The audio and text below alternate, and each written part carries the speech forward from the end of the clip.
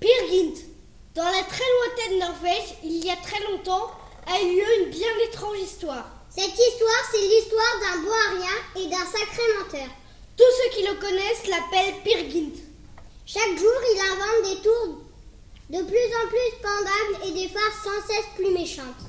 Il va si loin avec une telle insolence qu'une nuit, il est chassé dans les montagnes loin de son village, laissant la douce Solveig seule et malheureuse. Mais c'est un temps où les montagnes de Norvège sont habitées par de petits peuples inquiétants. Trolls, sorcières, lutins et autres personnages bizarres. Le roi des montagnes, lui-même plusieurs fois centenaire, mène tout son monde d'un sceptre de fer.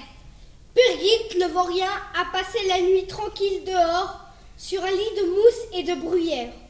Il s'éveille doucement avec les rayons du soleil qui apparaissent à l'horizon, juste au-dessus des montagnes.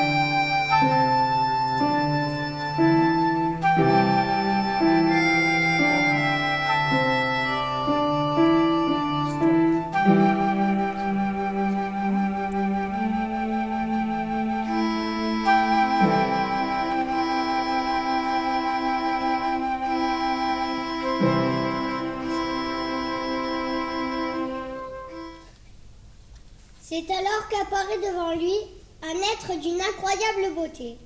Peer Gynt tombe sous le charme de la ravissante fée et lui demande immédiatement sa main, oubliant dans l'instant la douce Solveig qui lui était promise. Malheureusement pour lui, la belle est la fille du roi des montagnes. Celle-ci l'habille d'un vêtement des plus raffinés, lui remet un sac plein d'or et le conduit dans le palais de son père à la barbe de pierre. 4.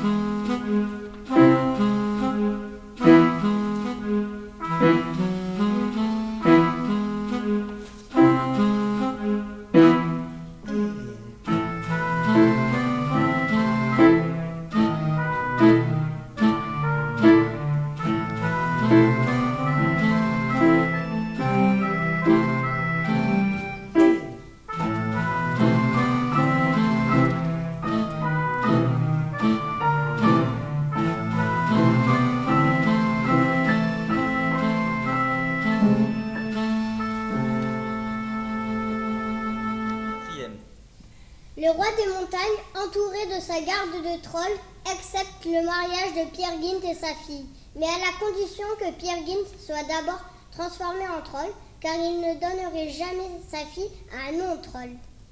Peer Gynt est alors pris de peur et d'angoisse. Il essaye de s'enfuir, mais les gardes du roi des montagnes le saisissent, l'attachent et l'emmènent.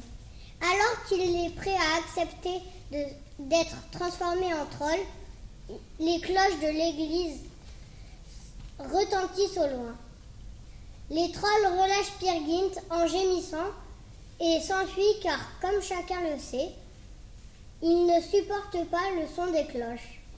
Épuisé par ce combat, Peer Gynt s'assoupit.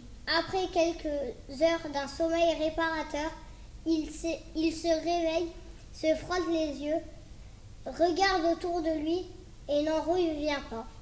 Au lieu des montagnes et des côtes rocheuses et des côtes de Norvège, il est sur les plages blanches du lointain Maroc. Pour se venger, les trolls l'ont envoyé en exil. Une grande tristesse et un terrible mal du pays s'emparent du cœur de ce bon à rien. Il regrette tout le mal qu'il a pu faire dans son si beau village de Norvège. Il s'est décidé. Il va prendre le prochain bateau qui le ramènera sur les côtes rocheuses de Norvège.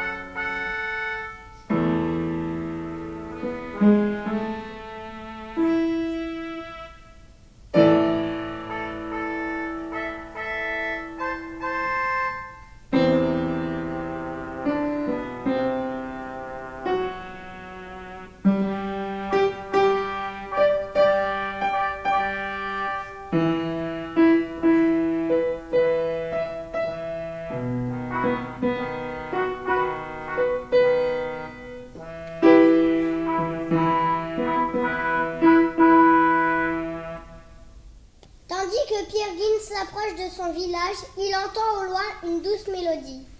C'est la fidèle Solveig qui n'a jamais cessé de l'aimer malgré tous ses mauvais coups. Elle salue ainsi son retour.